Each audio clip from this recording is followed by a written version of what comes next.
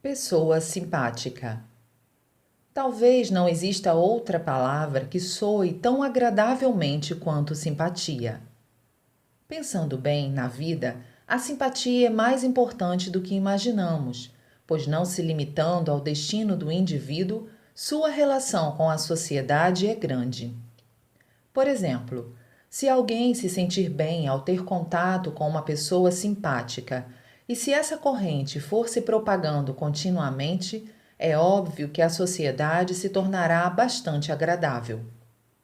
Por conseguinte, situações abomináveis, principalmente o conflito e o crime, diminuiriam e espiritualmente surgiria o paraíso. Não existe outro meio melhor que este, pois não requer dinheiro, não é trabalhoso e pode ser posto em prática imediatamente. Embora isso pareça deveras fácil e simples de praticar, como todos sabem, na realidade não é, já que não basta que a simpatia seja apenas aparente. A verdadeira simpatia aflora do interior. É indispensável, portanto, que a pessoa seja sincera de coração, o que depende do sentimento. Em suma, o fundamental é o espírito de amor altruísta. A esse respeito, gostaria de escrever um pouco sobre a minha pessoa. É estranho eu mesmo falar, mas, desde jovem, aonde quer que eu fosse, quase nunca era odiado ou detestado. Pelo contrário, na maioria das vezes, era estimado e amado pelas pessoas. Analisando a razão desse fato, concluí que possuo algo que me parece ser o motivo. Em qualquer circunstância, deixo meus interesses e satisfação pessoal em segundo plano. Procuro ter em mente apenas aquilo que satisfaz e deixa os outros felizes. Ajo assim, não por razões morais ou religiosas, mas naturalmente. Ou seja, esta é a minha natureza. Em outras palavras, é até um hobby para mim.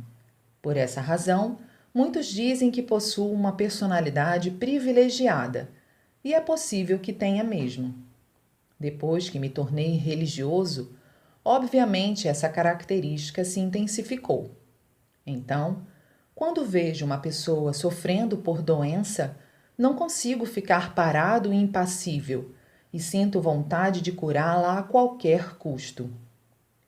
Ministro-lhe Jorei, ela é curada e fica feliz. Ao ver sua alegria, esta se reflete em mim e eu me sinto feliz também. Por ser assim, no passado, criei inúmeros problemas e sofri muito. Mesmo quando percebia que não havia mais chance de cura e que deveria desistir logo, atendendo às súplicas por parte da própria pessoa e sua família, eu cedia e, não pesando os prós e os contras, persistia nas visitas, ainda que fossem em locais distantes. Gastava tempo e dinheiro e, no final, o resultado não era bom. Desapontava a todos e muitas vezes recebia queixas e era odiado. Sempre que isso ocorria, eu me censurava, achando que deveria tornar-me menos sensível. Minha personalidade me ajudou muito também na construção do protótipo do paraíso terrestre e do Museu de Belas Artes. Portanto, creio que ela me tenha sido atribuída por Deus. Por exemplo, quando estou diante de uma magnífica obra de arte ou de uma paisagem maravilhosa, não vejo graça nenhuma em apreciá-las sozinho e até fico incomodado. Nasce em mim o desejo de mostrá-las e de entreter o maior número de pessoas possível. Desta forma, ao invés de desfrutar das mesmas sozinho, minha maior satisfação é divertir e alegrar o próximo, o que também me traz alegria e prazer. Por Meishu Sama, em 21 de abril de 1954. Alicerce do Paraíso, volume 4. Minha luz. Escrevi muitas coisas sobre o budismo que até hoje ninguém havia explicado. Os leitores talvez se surpreendam, mas eu tomei conhecimento delas através da revelação divina. Por que, então, Deus não as havia esclarecido até hoje? Foi inteiramente devido ao fator tempo.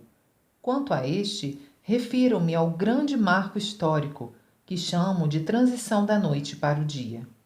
Trata-se do desaparecimento do prolongado mundo da noite, ou seja, o mundo de trevas e escuridão, para dar lugar ao mundo do dia que se aproxima, um mundo de esplendorosa luz do sol. Embora fosse uma noite escura, por meio da luz da lua, era possível enxergar alguma coisa, e o ser humano se contentava minimamente com isso. Esta era a verdade conhecida à luz dos ensinamentos daquela época, que correspondem ao budismo. A luz da lua é fraca e não se podia enxergar as coisas nitidamente, porque sua intensidade é cerca de 1/60 da luz do sol. Portanto, durante o mundo da noite, é óbvio que nada, nem mesmo as religiões, conseguiam enxergar com total nitidez.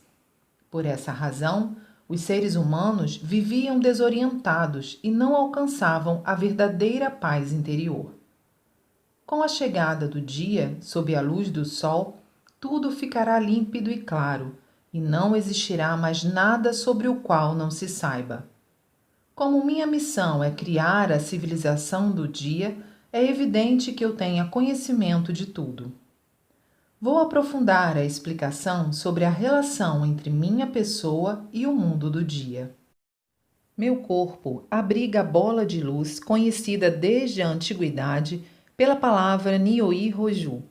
Já me referi a essa luz anteriormente, mas vou explicar mais detalhadamente. Ao falarmos em luz, os leitores poderão pensar no próprio Sol, mas não é bem assim. Na verdade, trata-se da combinação do Sol e da Lua. A essência desta luz é constituída por esses elementos opostos. Como meu corpo físico é elemento terra, quando essa luz se assenta nele, ocorre a atuação conjunta dos três elementos: fogo, água, terra. Será que as pessoas comuns são formadas apenas pelo elemento terra? De forma alguma. Elas também possuem luz, embora esta seja pequena e fraca. A força de minha luz, no entanto, é extraordinariamente forte. É milhões de vezes ou infinitamente mais intensa que a de uma pessoa comum, ultrapassando os limites da imaginação. Em suma, diariamente, escrevo 3 tipos de caligrafias para o oricari: hikari, kômio ou daikômio. Colocado junto ao peito, manifesta-se imediatamente a força capaz de curar as doenças. Isso se deve à força da luz irradiada da palavra escrita por mim no oricari. Nunca precisei rezar ou fazer qualquer coisa especial para escrevê-la. Simplesmente escrevo-a rapidamente, folha por folha.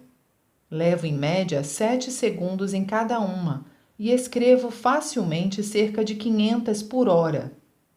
Com apenas uma folha de papel, a doença de milhares de pessoas poderá ser curada.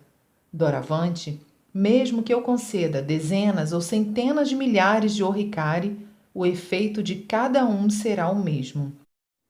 Creio que poderão compreender o quanto é poderosa a força da minha luz. Possuindo tamanha força, não há nada que eu desconheça.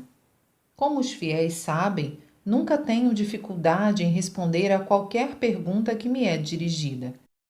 Às vezes, recebo telegramas solicitando graça e proteção para pessoas que estão distantes, sofrendo com doença, e muitas as obtêm apenas com esse pedido. Isso ocorre porque no momento em que tomo conhecimento do problema, minha luz se subdivide e liga-se a essas pessoas. Assim, através do elo espiritual, elas recebem a graça. Dessa forma, é uma luz bastante versátil e preciosa, pois pode aumentar milhões de vezes e alcançar qualquer local, por mais distante que ele seja. Para melhor compreensão, a luz irradiada de mim é como se fossem balas de luz.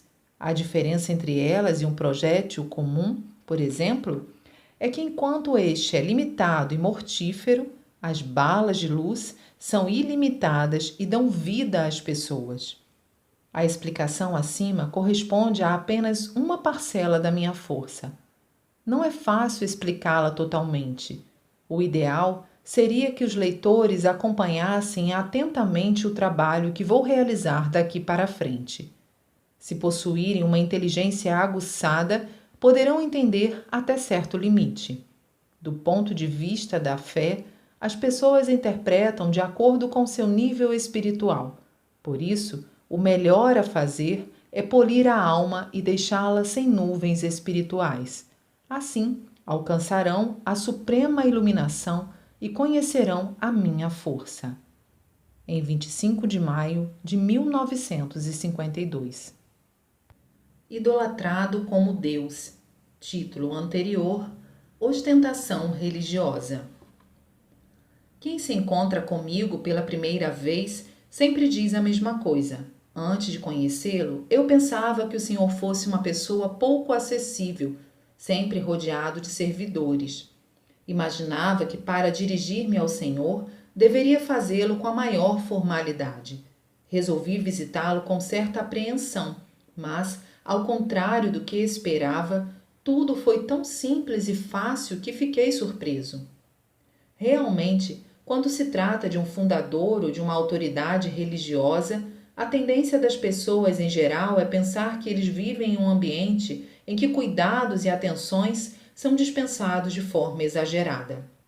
Em tempos passados, também tive servidores que quiseram que eu procedesse dessa forma. Entretanto, eu não sentia vontade alguma de agir assim e continuei a ser a pessoa simples que sempre fui. Muitas pessoas devem estar curiosas porque eu não ajo como um Deus encarnado. Vou explicar a razão. Talvez pelo fato de ser edôco desde jovem, jamais gostei de assumir ares de superioridade.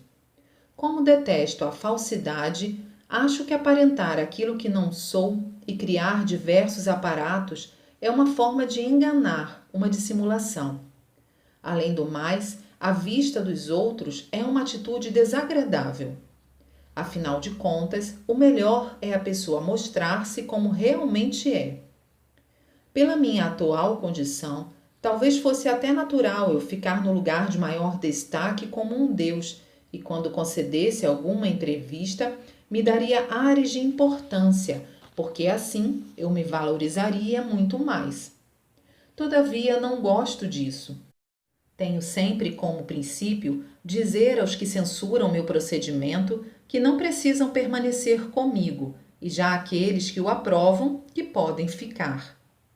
Conforme mostra a realidade do rápido desenvolvimento da nossa religião, constato que o número de pessoas que aceitam minha maneira de agir é cada vez maior, e isso me deixa muito satisfeito. Devo acrescentar que considero minha natureza muito diferente da de outras pessoas. Detesto imitar o que os outros fazem.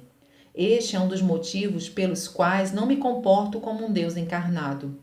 Quero ter sempre a aparência de uma pessoa comum, o que é uma quebra de paradigma. Tudo isso contribuiu muito para que eu pudesse descobrir o Jorei, um tratamento terapêutico revolucionário. Além disso, se eu quisesse, poderia enumerar muitas outras ações minhas que se opõem aos modelos estabelecidos. Como os fiéis sabem, manifesto o poder de curar doenças através do oricari, que confecciono escrevendo uma letra numa folha de papel. Trato as diferentes divindades com igual respeito. Estou construindo o modelo do paraíso terrestre. Empenho-me na promoção da arte. Evito a ostentação religiosa, etc. A propósito, dias atrás, fui visitado por uma jornalista da revista Fudin Koron que me disse ter ficado surpreendida ao chegar à entrada da nossa sede provisória.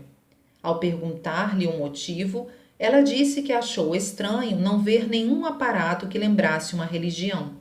Daqui por diante, planejo realizar empreendimentos religiosos em todos os campos da sociedade e pretendo que eles rompam muitos padrões. Por conseguinte, gostaria que os aguardassem ansiosamente. Em 13 de maio de 1950. Poema 17.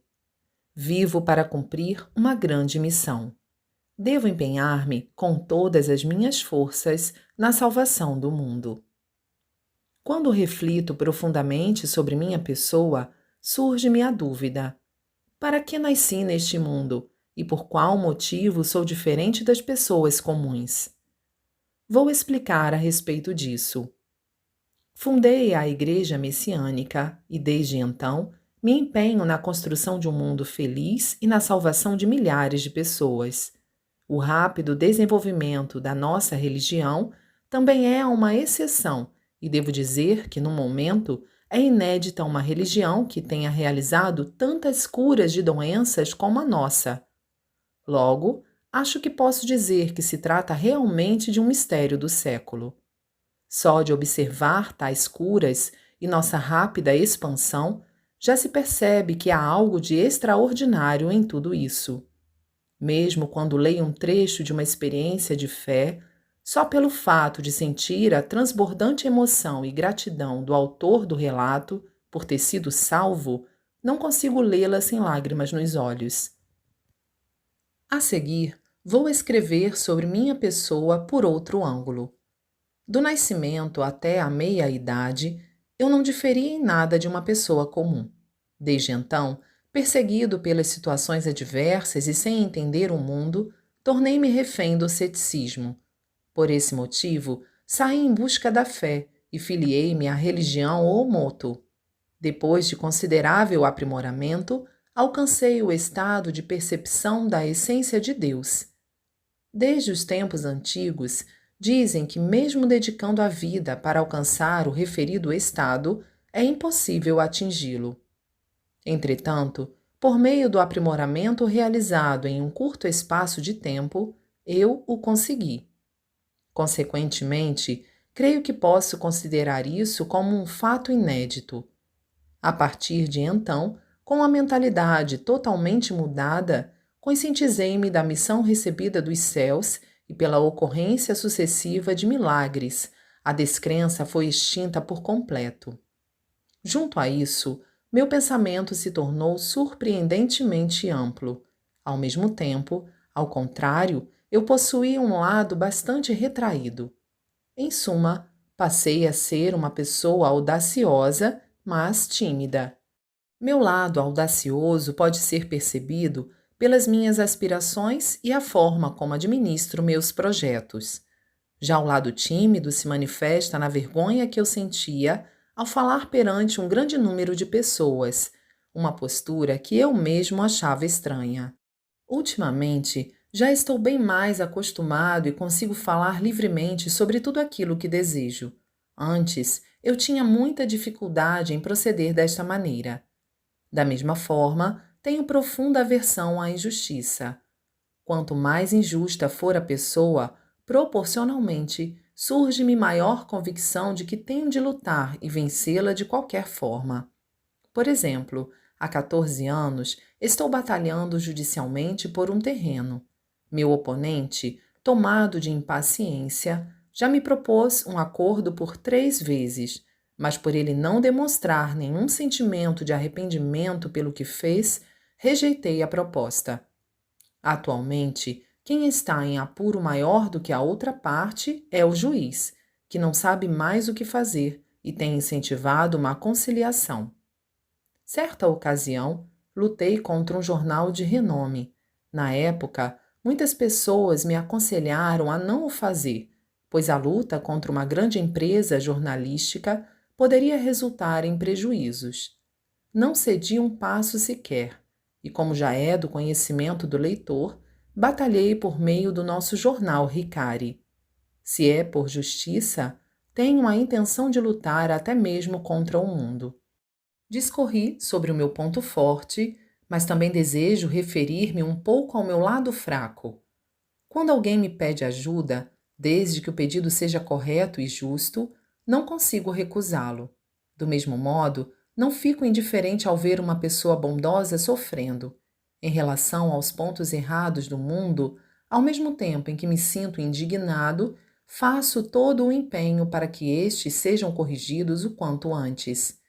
Poderão comprovar essa realidade observando meu esforço constante em apontar os erros da medicina e em advertir a humanidade na ânsia de diminuir o máximo seu sofrimento.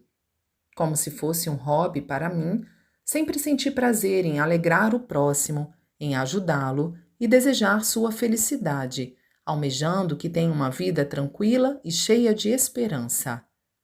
Por um lado, isso se verifica pelo fato do pensamento das pessoas se refletir em mim. Quando elas expõem seus problemas e sofrimentos, estes incidem sobre mim tal qual eles são, e, consequentemente, eu também passo a senti-los. Finalmente, vou voltar ao assunto propriamente dito, após ter me desviado demasiadamente da proposta inicial. Conforme afirmei, caso analisem os vários pontos que me diferenciam das demais pessoas, minha missão já se torna clara. Por conseguinte, vou sempre em frente, tendo como princípio a salvação da humanidade, cujo objetivo final é a criação de uma nova civilização. Esta, em suma, vem a ser uma civilização espiritualista, alicerçada na religião, ou seja, trata-se do grande progresso da civilização religiosa em relação à material. Será a substituição da civilização material, que cria a infelicidade, pela civilização religiosa, que gera a felicidade. Será o estabelecimento de uma religião poderosa, que aproveitará ao máximo o progresso alcançado pela civilização material. Trata-se da completa transformação da civilização do mal em civilização do bem. No caso do seu êxito, este mundo entrará no período áureo, de perfeita verdade, bem e belo, e se transformará em um mundo paradisíaco que sequer conseguimos imaginar.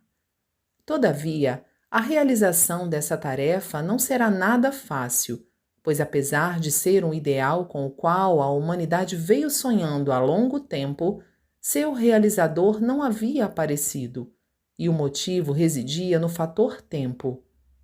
Para a alegria de todos, finalmente chegou o momento tão esperado, o nascimento da minha pessoa, que recebeu o grandioso poder de Deus. Por conseguinte, uma vez ciente desse fato, ninguém poderá deixar de acreditar que o advento do paraíso terrestre será absolutamente possível. Não tenho a mínima intenção de fazer propaganda da minha grandeza. Basta levar ao conhecimento das pessoas aquilo que realmente sou. Se, mediante isso, aumentar o número de pessoas que acreditam em mim, o grande amor de Deus se expandirá e o número de criaturas salvas se multiplicará. Dito isso, é uma realidade incontestável que o mundo do mal está prestes a ruir e o mundo do bem perto de surgir. Deus vem preparando a grande transição do mundo há milhares de anos. Logo, podemos dizer que esse é um plano histórico. Portanto, qual será a razão disso, se não estiver relacionado com a profecia de Jesus Cristo? Está próximo o reino dos céus, e com sua advertência: quem crer será salvo. Se assim for, podemos dizer que o presente texto é o Evangelho do Paraíso, e não há outra forma de denominá-lo. Jornal Eico, número 116, Era da Civilização Religiosa, em 8 de agosto de 1951. Poema 18. Já passei por muitas atribulações. Houve momentos em que me vi sob águas escaldantes, em outras vezes sobre tênues camadas de gelo. Completar 38 anos, para mim, foi o meu segundo nascimento. A partir de então, inesperadamente, ingressei na fé e, pela primeira vez, soube da missão confiada a mim pelos céus. Após tornar-me religioso, passei por grandes sofrimentos. Por outro lado, tive grandes alegrias. Consegui chegar à plena visão da verdade, Kenshin Jitsu, que Buda Sakyamuni atingiu aos 72 anos antes de qualquer outro. Evidentemente, pude conhecer a existência de divindades e Budas nos mundos divino, espiritual e material, o significado fundamental da vida e da morte, as tendências do mundo no passado, presente e futuro, o significado da vida. Não existe alegria maior que essa. Creio que posso mesmo compará-la à alegria sentida por Bodhidharma quando alcançou a iluminação na noite em que reverenciou a lua cheia, após ficar sentado em frente de uma parede durante 9 anos e 8 meses. É do conhecimento de todos que os fundadores de religiões, desde os tempos antigos, têm manifestado muitos milagres. Eu, também, cheguei aos dias de hoje levando uma vida de contínuos milagres, extremamente misteriosos e profundos. Entretanto, desejo ressaltar, em especial, que, de acordo com os textos escritos sobre os fundadores das religiões, e ao me comparar com estes, sou muito diferente em todos os sentidos. Dentre eles, o ponto mais evidente é a inexistência de qualquer diferença entre mim e o ser humano comum, no que se refere às atitudes no dia a dia, e as pessoas comentam a esse respeito. Dessa maneira, tenho sempre por princípio o senso comum, talvez por detestar palavras e atitudes excêntricas. Também creio que não há pessoa de características tão diversificadas como eu. Mesmo sendo religioso, tenho interesse por quase todos os campos da vida humana, tais como política, economia, arte, educação. Sinto que isso é realmente uma grande felicidade. Portanto, é constante a minha gratidão a Deus. Coletânea Séries de Khan, volume 9, prefácio do livro Caminho para a Luz, 30 de dezembro de 1949. Luz do Oriente. Creio que a expressão Luz do Oriente tenha surgido há cerca de 2000 anos em determinada parte da Europa, tendo se propagado gradativamente a ponto de hoje não existir quem a desconheça. No entanto, pelo fato de seu verdadeiro significado não ter sido conhecido, até agora ela continua sendo um enigma. Assim sendo, gostaria de expor seu real significado. Luz do Oriente era, na realidade, uma profecia sobre mim. Creio que não haverá quem não se surpreenda ao tomar conhecimento dessa verdade, e já que as pessoas não conseguirão aceitá-la de imediato, vou tentar esclarecê-la, apresentando fatos que comprovam minha afirmação. Para tanto, preciso mencionar, em primeiro lugar, o local onde nasci e o trajeto percorrido devido às mudanças que realizei. Nasci em um bairro cuja antiga denominação era Hashiba, situado no distrito de Asakusa, na cidade de Tóquio. Vou explicar a respeito deste local. O país, chamado Japão, como todos sabem, localiza-se no extremo leste da Terra. Acrescente-se que Tóquio, a capital, se localiza a leste do Japão. A leste de Tóquio fica o distrito de Asakusa, e a leste deste encontra-se Hashiba, o bairro ao qual me referi há pouco. E como a leste dele fica o rio Sumida, em termos de mundo, este bairro fica realmente na parte leste da região leste. É o extremo leste do mundo. Foi lá que nasci. Aos 8 anos, mudei-me e fui morar no bairro Senzoku, a oeste de Hashiba. Mais ou menos na época em que concluí o curso primário, fui para o bairro de Naniwa, localizado no distrito de Nihonbashi. Depois, para o bairro Tsukuji, no distrito de Kyobashi. E, posteriormente, para os bairros Oi e Omori, ambos localizados no mesmo distrito que na época era denominado Ebara. A seguir, transferi-me para o bairro de Hirakawa, do distrito Kojimachi, em seguida para Tamagawa, onde se localiza atualmente o Rosançou, solar da Montanha Preciosa. Posteriormente, dando um salto bem maior, mudei-me para a cidade de Hakone e depois para Atami, agora para a cidade de Kyoto. Assim, mudei de residência por 10 vezes. Dessas mudanças, excetuando-se a do bairro Kojimachi, 9 foram em direção a oeste. Naturalmente, daqui em diante, a luz do Oriente avançará cada vez mais para o oeste. Um dia, é óbvio, chegará à China e até à Europa.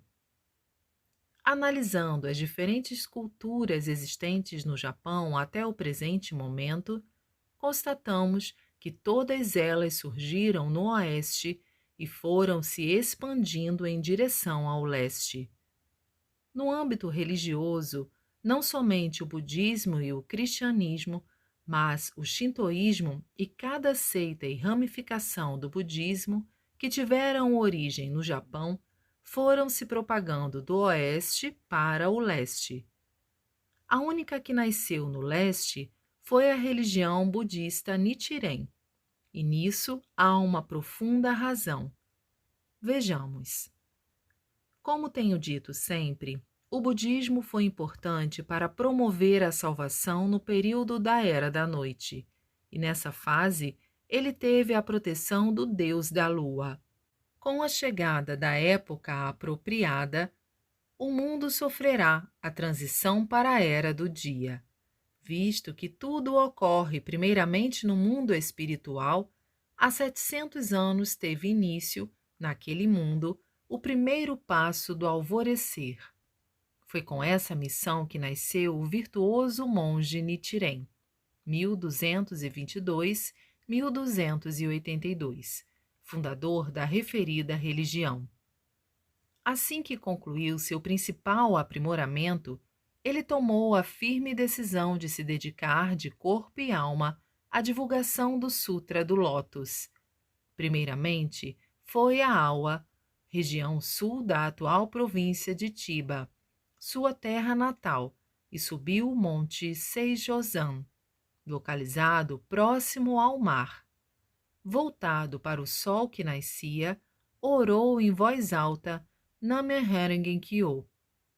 A partir de então, passou a difundir e a apresentar ao mundo o Sutra do Lótus, a fim de enaltecer suas bênçãos.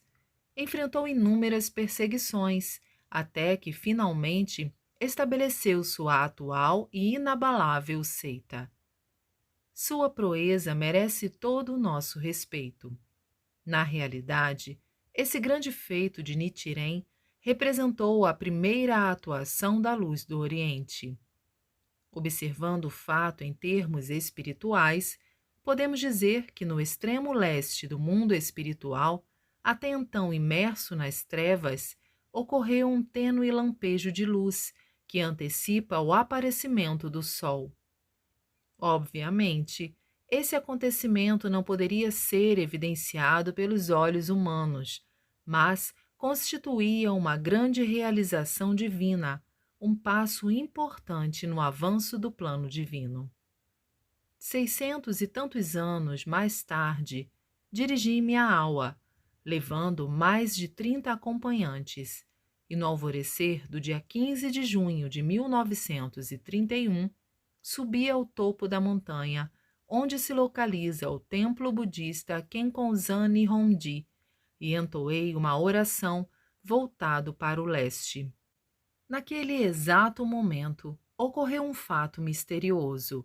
Ainda não me é permitido revelá-lo, mas esse acontecimento da providência divina significava a linha demarcatória da mudança da Era da Noite para a Era do Dia. O interessante é que o Monte Seishozan fica a leste e bem perto do Monte Kenkonzan, e devido a essa proximidade, podemos realmente considerá-los irmãos. Do mesmo modo, O fato de o templo se denominar Nihonji significa que aquela mudança já dera sinais. O que expus delineia a afinidade relacionada ao budismo. De mais a mais, o confucionismo, a moral, a sinologia, a medicina chinesa e os demais elementos formadores dos primórdios da cultura japonesa foram trazidos da China e da Coreia. Assim como na atualidade foi importada a cultura ocidental, o início da nossa cultura, em sua maioria, teve origem no Oeste. Assim, não existia nenhuma outra expressão cultural japonesa que tivesse nascido no leste, além da religião Nichiren. Sobre o que precisamos refletir neste momento é: se fosse possível criar um mundo ideal de paz e felicidade por intermédio dessa cultura nascida no Oeste, eu nada poderia dizer. No entanto, o que vemos é justamente o contrário. Em termos materiais, o mundo se tornou uma civilização magnífica, porém, a felicidade do homem, que é o principal, em absoluto foi alcançada. Assim, todos acham que isso não é possível nem mesmo no futuro. O homem contemporâneo vive sem nenhuma esperança e a incerteza é constante em sua vida. Dessa forma, ele busca incessantemente a luz da esperança no seu íntimo, e sendo esta a concepção comum da maioria das pessoas, o centro desse desejo era a luz do Oriente. Conforme o exposto, podemos ver que os fundamentos da cultura japonesa caminharam na direção oposta, e essa realidade pode ser compreendida claramente observando-se a grande natureza. O Sol e a Lua despontam no leste e descrevem uma órbita em direção a oeste. Diante dessa verdade, o que nasce no leste, de fato, é eterno e verdadeiro. Assim sendo, posso afirmar, com toda segurança e sem erro, que as pessoas que acreditarem em minhas palavras e procederem em conformidade com elas, conseguirão obter a verdadeira felicidade. Em suma, vou purificar de uma só vez toda a água turva lançada até hoje do oeste para o leste, e devolvê-la para o oeste e construir um mundo ideal e cristalino. Jornal Eiko, número 182, em 12 de novembro de 1952. Minha história. Introdução. Atualmente, mais da metade da humanidade professa alguma fé ou religião. A maioria segue uma das três grandes correntes: o cristianismo, o islamismo ou o budismo, fundadas respectivamente, como todos sabem, por Jesus Cristo, Maomé e Buda Sakyamuni. O principal meio de divulgação empregado por esses religiosos foi a palavra escrita e oral, fundamentada em seus ensinamentos, e parece mesmo que quase nenhum outro método foi utilizado. Meu caso, porém, é totalmente diferente. Tal como essas religiões, temos ensinamentos, mas eles constituem apenas uma parte do nosso trabalho, que abrange todos os aspectos da cultura necessários à vida humana. Pretendemos, especialmente, corrigir os erros da cultura consolidada e ensinar como deve ser a verdadeira cultura por meio da realidade e dos mais diversos métodos. Nosso maior objetivo é eliminar deste mundo a doença, a pobreza e o conflito. Já que sempre tenho falado sobre esse tema, não me aterei a ele. Aqueles que me conhecem, cientes da grande obra de salvação por mim realizada, naturalmente gostariam de saber tudo o que for possível ao meu respeito. No futuro, será incalculável o número de pessoas no mundo inteiro que terão o mesmo desejo. Eu, como sendo aquele que dá início à era do mundo paradisíaco sobre a terra, pretendo deixar para gerações vindouras a imagem mais fiel da minha pessoa e, por esse motivo, escreverei a meu respeito. Há algo que sempre fico a pensar: o fato de os três grandes religiosos, Jesus Cristo, Maomé e Buda Sakyamuni, terem expressado suas ideias de forma tão louvável por meio de admiráveis ensinamentos, como no caso dos 84 mil sutras relacionados do budismo, mas, estranhamente, nada terem falado a respeito de si mesmos. É como se estivessem trajados com magníficas vestes e por isso não quisessem tirá-las. Desse modo, não podemos conhecer suas impressões e confissões. Talvez eles não nos tenham revelado o seu íntimo por não sentirem vontade de fazê-lo, mas acho isso realmente lamentável. Todavia, sou completamente diferente. Desejo escrever tudo a meu respeito detalhadamente. Provavelmente encontrarão pontos incompreensíveis em minhas explanações, fatos que lhes parecerão verossímeis ou inverossímeis, grandiosos ou medíocres, claros ou obscuros, finitos ou infinitos. Por esse motivo, creio que, saboreando minhas palavras, certamente conseguirão obter a sabedoria da vida e tornar-se-ão possuidores de espírito inabalável. Meu mistério. Desde a criação do mundo, acredito que nunca existiu uma pessoa tão envolta em enigmas quanto eu. Realmente, sou misterioso em todos os aspectos. Ora, se eu próprio penso dessa forma, quanto mais as outras pessoas. É como se elas estivessem tateando no escuro, tentando captar minha imagem real. Isso se deve à existência de muitos mistérios. É curioso, entretanto, que nada atrai mais o interesse do ser humano que o mistério, e este está oculto em todas as coisas. Antropólogos pesquisaram ruínas da antiguidade, bem como a vida dos povos primitivos, que desejam investigar os mistérios da época. Cientistas chegam a dedicar sua vida à pesquisa dos fenômenos físicos, analisando-os e fazendo estudos especiais sobre eles, criando a partir do nada, descobrindo o átomo e tentando conhecer a teoria da transformação da matéria. Para revelar esses mistérios, médicos cientistas passam a vida inteira olhando para um microscópio, dedicando-se à dissecação de cadáveres e a experimentos com animais, para descobrirem o mistério da vida. Astrônomos vivem a observar o céu com telescópios, pesquisando concentradamente os astros, o vento, a chuva, os relâmpagos, as mudanças climáticas. Idêntico esforço é desenvolvido por historiadores, geógrafos e outros estudiosos. Escritores e artistas plásticos também fazem o mesmo, a fim de receberem inspiração e descobrirem o mistério da arte. A forma difere de acordo com a especialidade em que atuam, mas todos são guiados por um só desejo: desvendar os mistérios. O assunto é um pouco diferente, mas até mesmo o relacionamento amoroso entre um homem e uma mulher se fundamenta no mistério da atração. De fato, é um grande enigma alguém envolver-se sentimentalmente a ponto de dar fim à própria vida por não querer separar-se da pessoa amada.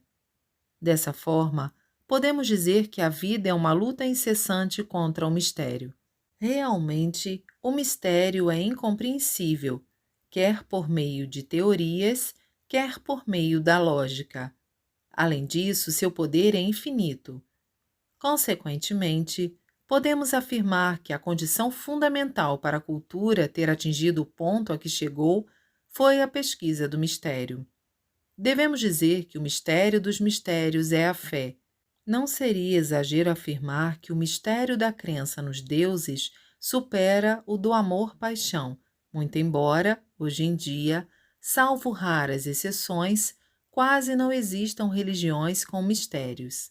Na época de sua fundação, certamente elas os possuíam em grande quantidade, mas todos eles foram desvendados com o decorrer do tempo. Em comparação, algumas novas religiões possuem muitos mistérios e, por isso, mesmo sendo criticadas, passaram à frente das religiões tradicionais e estão se expandindo amplamente. A diferença é semelhante à que existe entre uma moça que acabou de se casar e uma senhora casada há muito tempo. É claro que, mesmo nas novas religiões, a quantidade de mistérios varia bastante de uma para outra. Modéstia à parte, não existe religião tão cheia de mistérios quanto a nossa Igreja Messiânica Mundial. Poderão comprová-lo pela rapidez com que ela está crescendo. Visto que sou eu o protagonista de tantos milagres, não se pode calcular quão rico é o poder misterioso que está em meu interior. Por essa razão, desejo fazer com que compreendam o máximo possível minhas palavras, embora seja realmente difícil explicá-las. Isto porque, a partir de certo ponto, o entendimento depende do grau de tiechocaco de cada um. Para que me compreendam, não há outro meio, portanto, a não ser polir a alma e tornar-se iluminados. Farei agora uma autoanálise dos mais diversos ângulos de minha personalidade, para me revelar inteiramente. Sou Deus ou ser humano? Não existe ser humano tão enigmático quanto eu. Com certeza, desde o início do mundo, não existiu alguém com tais características. Eu próprio, quanto mais penso nisso, creio que tudo se resume a uma palavra: mistério. Nos limites do que se conhece desde os tempos antigos, pela biografia de religiosos, sábios, grandes personagens, não há ninguém que se assemelhe a mim. Consequentemente, no futuro, certamente surgirão inúmeras pesquisas sobre minha pessoa, e disso poderão despontar críticas. Pensando nisso, farei o possível para deixar retratada a minha imagem tal qual ela é. Ao escrever sobre mim, devo dizer que, mais do que os outros, sou eu mesmo que mais me considero misterioso. Os mistérios que me envolvem são tantos que eu vou me analisar não só subjetiva, mas objetivamente. Até as pessoas que têm contato comigo há mais de 10 anos ainda não compreenderam realmente esses mistérios, nem mesmo minha esposa parece entender-me muito bem. Naturalmente sou religioso, mas não sou como fundadores de religião, tal como Buda Sakyamuni ou Jesus Cristo. Tampouco me vejo como uma pessoa excepcional. Em verdade, tudo isso se deve à amplitude da minha missão. Quando jovem, nunca atentei para esse fato. Tinha apenas uma leve consciência de ser um pouco diferente das demais pessoas. A principal diferença que eu encontrava em mim é que não sentia nenhuma inclinação para idolatrar qualquer pessoa, fosse ela um grande personagem histórico ou qualquer outra figura ilustre. A verdade é que eu não julgava ninguém tão grandioso a ponto de considerar inatingível. Isto não é uma justificativa nem uma presunção. Era um sentimento que surgia naturalmente e muitas vezes cheguei a me sentir desolado. Outra característica minha é um forte sentimento de justiça e, comparado às outras pessoas, o dobro de repúdio ao mal. Eu sofria bastante para dominar a fúria que sentia ao ler os jornais. Acreditava, então, que o melhor meio para diminuir as injustiças com que eu me deparava era fundar um jornal. Naquela época, uma pessoa só conseguiria abrir uma empresa jornalística se tivesse mais de 1 milhão de ienes, e precisei trabalhar bastante com o intuito de obter essa quantia. Lamentavelmente, ao contrário do que esperava, acabei fracassando. No entanto, como esse fato se tornou um dos motivos que me levaram a seguir a vida religiosa, considero-o até positivo. Foi assim que ocorreu meu ingresso na religião Omuto. Graças a essa religião, eu, que até então era ateu, pude conscientizar-me profundamente da existência de Deus. Como me ocorriam surpreendentes milagres, uns após os outros, é claro que meu sentimento mudou completamente, dando uma volta de 180 graus. A cada dia aumentava o número de milagres, até que finalmente tive a revelação espiritual sobre o meu passado, presente e futuro. E mais, ficou evidente que eu fora agraciado com um poder sobre-humano e encarregado da grande missão de salvação da humanidade. Um fenômeno que considerei um mistério nessa época é que uma força grandiosa me manejava livremente, fazendo com que, por meio de milagres, eu compreendesse pouco a pouco a realidade do mundo de Deus. Minha alegria nesses momentos era irrefreável. Tratava-se de uma sensação indescritivelmente profunda, misteriosa e sublime. Além do mais, os milagres continuavam e fatos interessantíssimos se sucediam. Não sei quantas vezes cheguei a provar essas sensações em um só dia. O maior de todos os milagres foi o que se deu em dezembro de 1926, ano de falecimento do imperador Taisho. Extraído de Minha História, artigo não publicado, escrito em 1952. Minha época de descrença.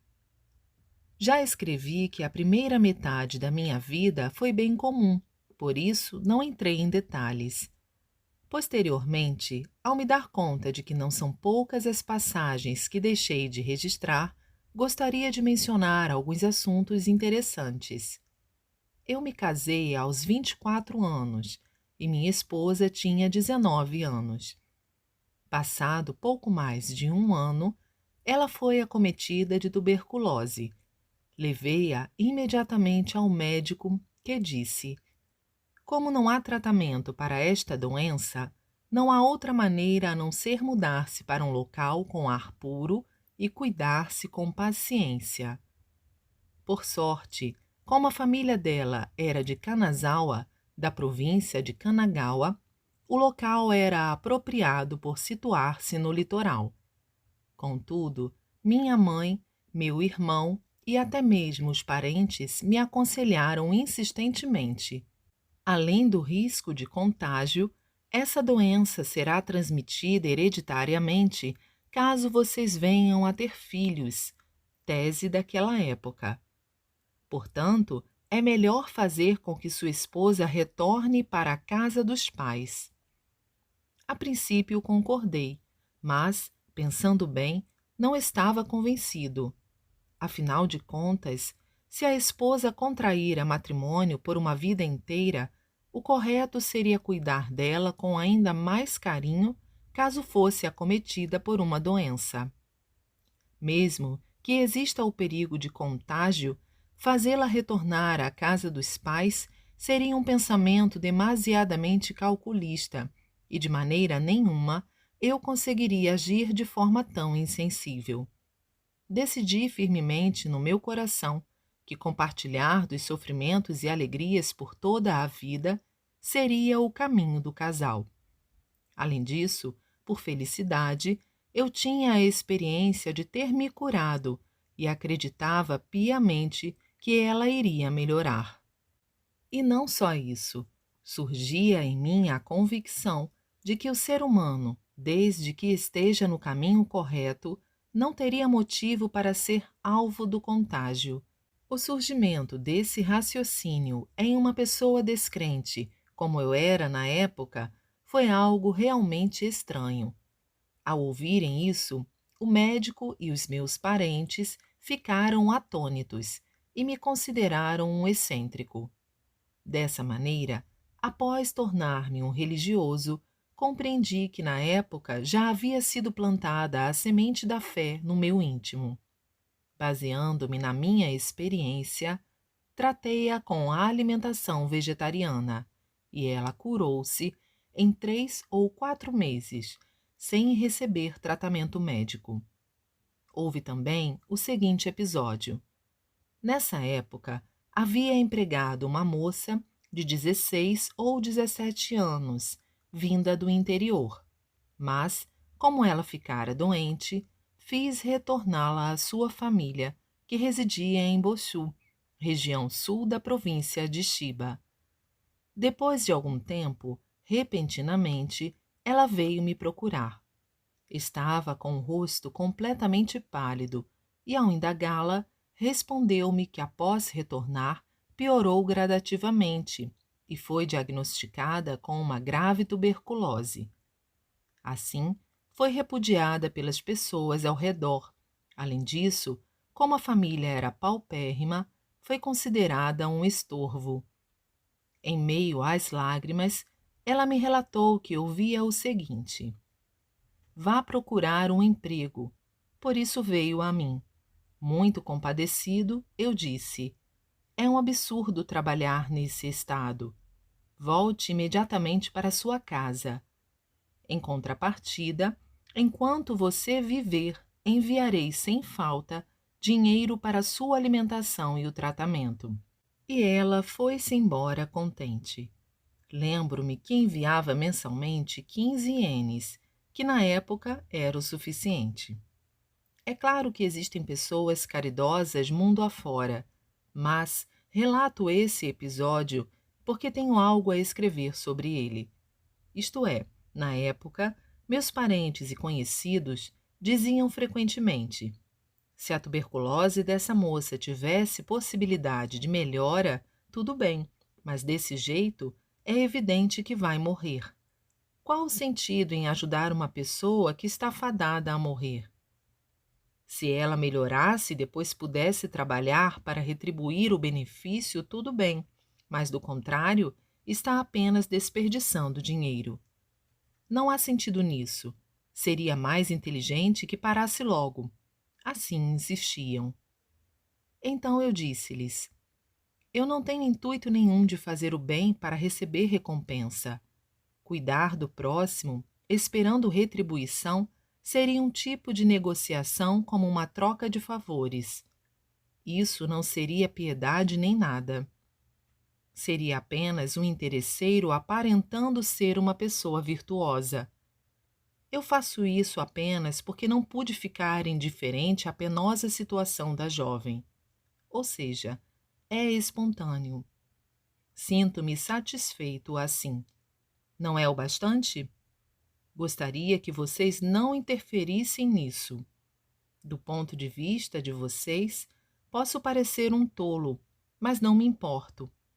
Aconteceu que, como falei dessa maneira, todos ficaram perplexos e se calaram.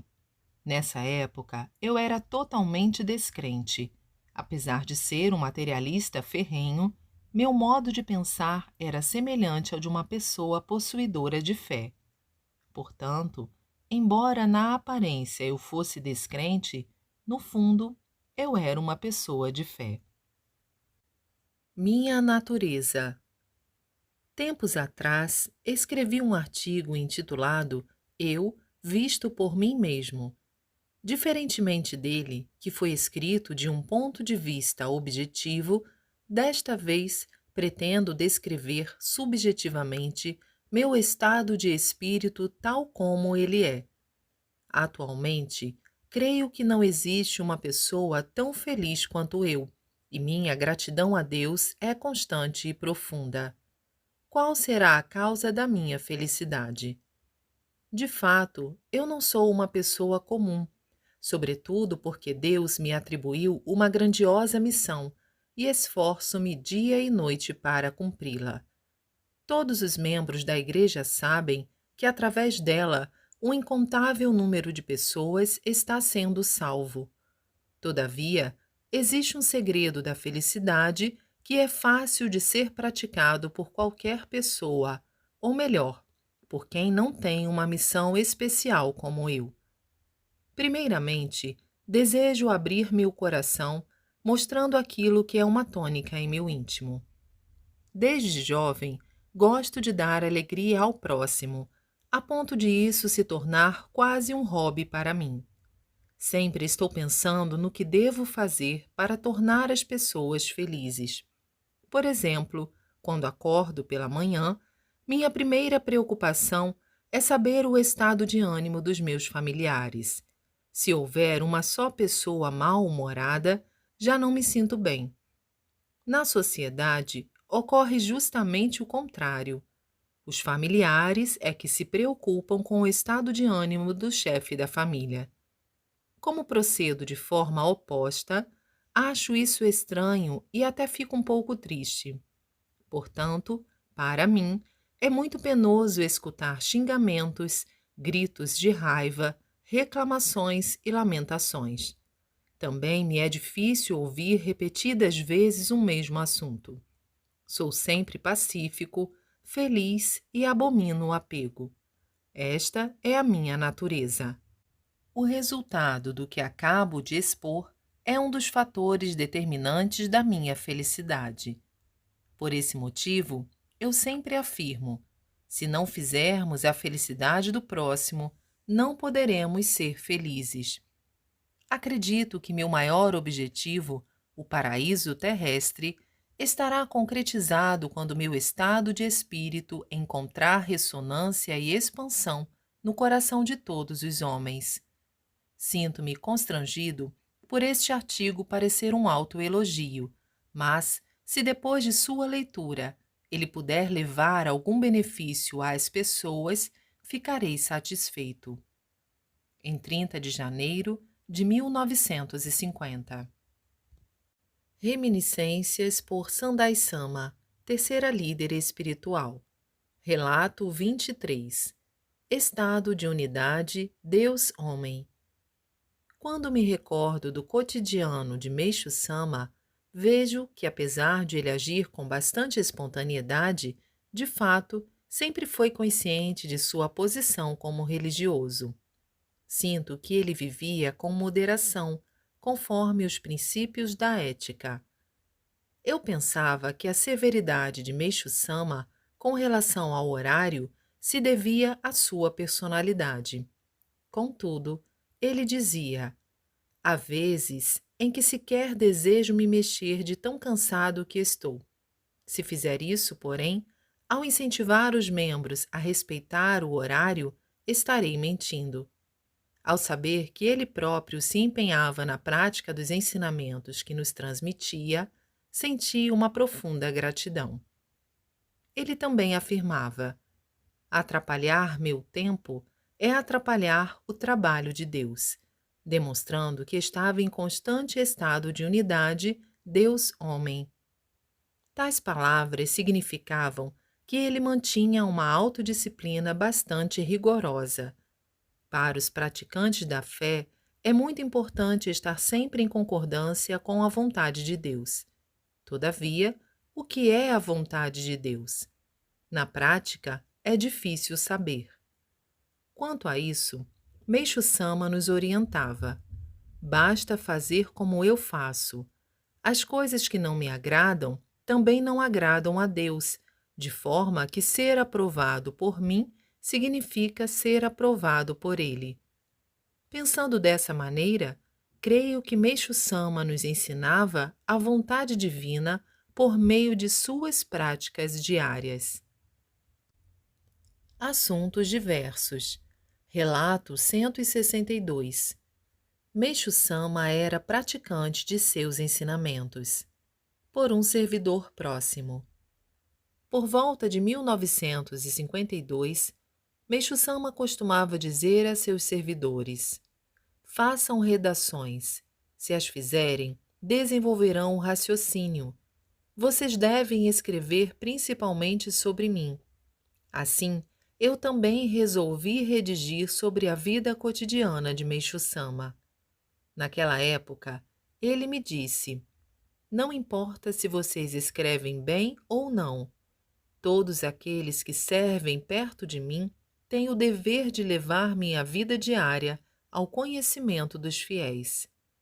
Vocês precisam observar se realmente estou pondo em prática o que digo ou ensino aos membros, bastando escrever o que vocês presenciam. Assuntos diversos. Relato 163. Tudo é luz. Por um servidor próximo. Não me lembro exatamente quando e o que eu fazia, mas, certa ocasião, Meixo-sama me disse: os acontecimentos relacionados a mim, até os mais simples do meu cotidiano, tudo é luz. Portanto, transmita-os ao maior número de pessoas possível. Assuntos diversos. Relato 172. Sofrimento e alegria daquele que é utilizado por Deus. Por um servidor próximo. No Ano Novo, Meixo-sama fazia com que todos nós, servidores, aproveitássemos ao máximo o clima desse dia. Ele, porém, se recolhia em seus aposentos e, fazendo o possível para não nos incomodar, em silêncio e sozinho, organizava os ensinamentos. Não me recordo em qual Ano Novo, Meixo-sama, como se estivesse falando consigo mesmo, deixou escapar. Gostaria de, pelo menos hoje, passar o dia tranquilamente com todos. Acho que o poema a seguir retrata seu sentimento daquela época. Quantas alegrias, quantos sofrimentos! Sou utilizado por Deus.